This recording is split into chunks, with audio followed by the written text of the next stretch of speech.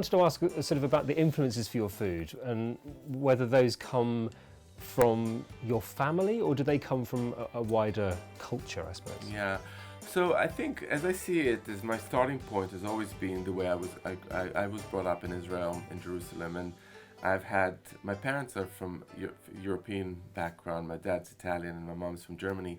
And we've had that kind of European, both Northern European and Southern European food. So I was lucky enough to be exposed to that world. But then obviously we're in the heart of the Middle East. So you've had a lot of Palestinian and Arab food all around. So those are the kind of the building blocks of my palate. That's how I think, that's how I eat, that's how I design dishes. But over the years, I've kind of strayed further afield and have been visiting both physically and kind of vicariously Southeast Asia, India, North Africa I mentioned, maybe areas about like Eastern Europe, so the Balkans. So I've kind of started to borrow from other parts of the world. I've traveled to Malaysia a few years ago and I was kind of mesmerized by the diversity and interest in the food. There's just so much going on. It's also a kind of a cross-cultural country, so you've got Malay, you've got Indian, you've got Chinese, and I think whenever cultures meet, you get the most incredible foods.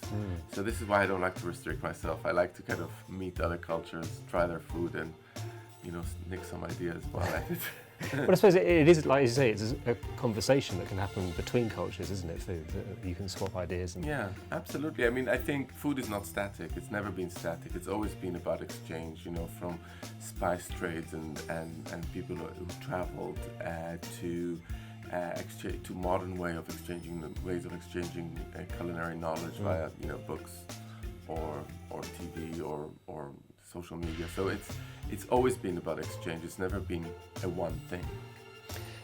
You mentioned there about recipes that are sort of child friendly. You have a family yourself now, of course. I want to have an idea of what is dinner time really like in the Ottolenghi household? Because of course, I've seen your very polished restaurants and books, but what's it actually like at home? Yeah, it's not very polished, so I have to tell you. So my kids are, Max is 5 and Flynn is 3. So I would say that they are kind of occupy somewhere in the middle of the range in terms of flexibility and daring eating and palates. They're good with certain vegetables, but they wouldn't touch a raw tomato. They just find it too acidic for some reason. Okay. They'll eat any tomato sauce. That's just got one example.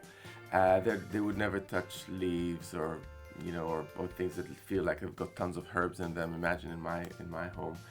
So it becomes a bit like, I want this, I want that, which I'm trying to.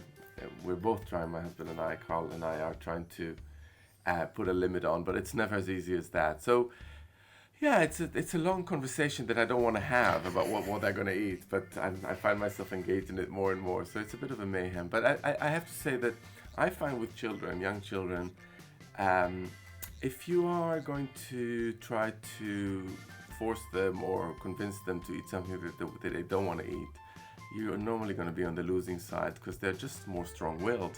They really are. So I just put the food out there. I find them being adventurous one day and not very adventurous the next day, and I just kind of try to just go with the flow if I can. Although I have to say it's really frustrating sometimes because you've cooked something and spent a lot of time making it look and taste good, and then they go like, I'm not hungry today. Which makes you want to tear your hair out. Exactly. I mean, do you eat with them? Do you eat together as a family, or do you sort of save yourself to eat later? Well, it depends.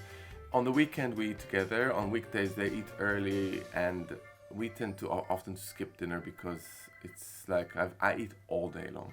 Of course. I start my tastings at 11 o'clock in the morning, and by 5 I'm just like, I don't know if I'm hungry or not. I don't know anything.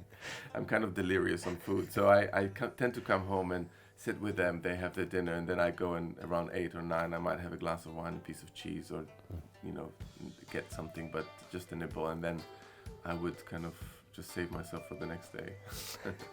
Well, there is plenty for me to get my teeth into with simple. I'm going to go and invest in some rose harissa right now, so I can make that pasta. Rose harissa is what you want in your cupboard. That's exactly what was my new pantry ingredient. But thank you so much for talking to us about it.